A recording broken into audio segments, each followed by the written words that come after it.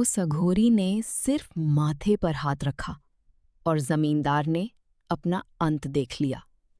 लेकिन जब वो दोबारा गुफा में लौटा, वहां अघोरी नहीं था, सिर्फ एक मोर पंख पड़ा था।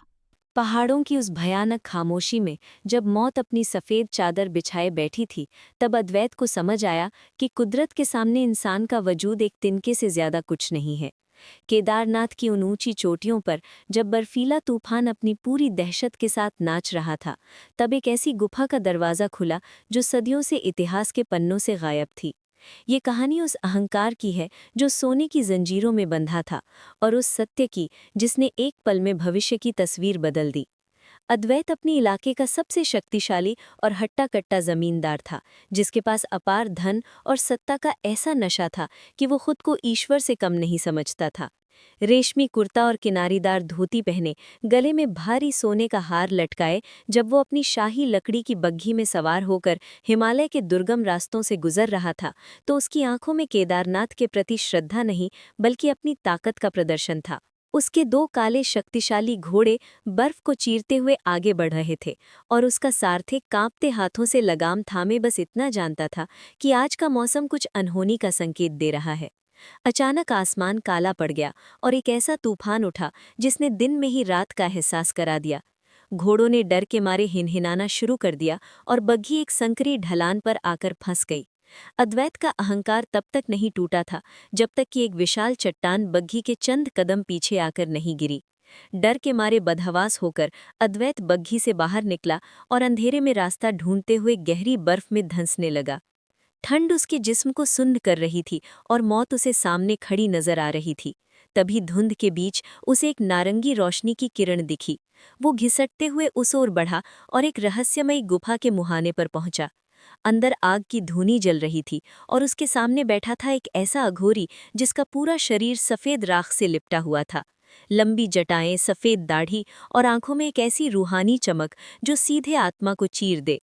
अद्वैत ने अपनी जमींदारी का रौब दिखाने की कोशिश की, पर अघोरी की खामोशी के सामने उसके अल्फाज दम तोड़ गए।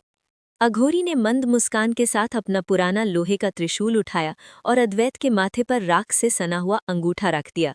उस एक स्पर्श ने अद्वैत के होश उड़ा दिए और वो एक ऐसे विजन में चला गया जहां समय की गति थम चुकी थी। विजन में अद्वैत ने देखा कि चंद मिनटों बाद वही रास्ता जहां उसकी बग्घी रुकी थी, एक भयानक भूस्खलन की चपेट में आने वाला है। उसने अपनी आलीशान बग्घी को पत्थरों के नीचे कुचलते हुए देखा। उसने देखा कि उसके गायब होने के कुछ ही दिनों बाद उसका वफादार दिखने वाला मुनीम उसकी तिजोरी साफ कर रहा है, और उसकी पत्नी सफ़ेद साड़ी में लिपटी एक अंधेरे कमरे में सिसक रही है। उसने अपनी सत्ता का अंत और अपने परिवार की बर्बादी को साक्षात अपनी आंखों से देखा। उसे समझ आया कि जिसे वो अपना साम्राज्य कहता था, वो महज एक रेत का घरौंदा था। वो तड़प उठा, उसकी रूह कांप गई, और जब उसकी आंखें खुली तो वो अघोरी के चरणों में पड़ा था।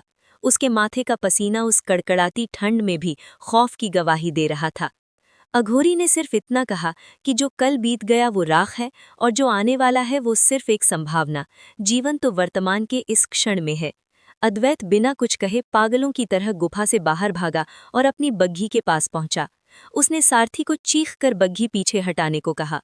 जैसे ही बग्घी उस जगह से हटी, एक भयानक गड़गड़ाहट के साथ पूरी की पूरी पहाड़ी नीचे आ गिरी। अद्वैत की जान बच चुकी थी, लेकिन वो इंसान अब पूरी तरह बदल चुका था। जब वो दोबारा उस गुफा की तरफ शुक्रिया अदा करने भागा, तो वहां सिर्फ एक समतल चट्टान थी। न कोई आग थी, न कोई धूनी, और न ही वो रहस्यमयी अघोरी। वहां बर्फ पर सिर्फ एक चमकता हुआ मोर पंख पड़ा था। उस दिन केदारनाथ की उन वादियों में एक जमींदार मरा था और एक विनम्र भक्त का जन्म हुआ था। अद्वैत समझ चुका था कि इंसान चाहे कितना भी बड़ा क्यों न हो जाए, महाकाल की रची इस सृष्टि में वो सिर्फ एक यात्री है, जिसका सबसे बड़ा गहना उसका अहंकार नहीं, बल्कि उसकी करुणा है।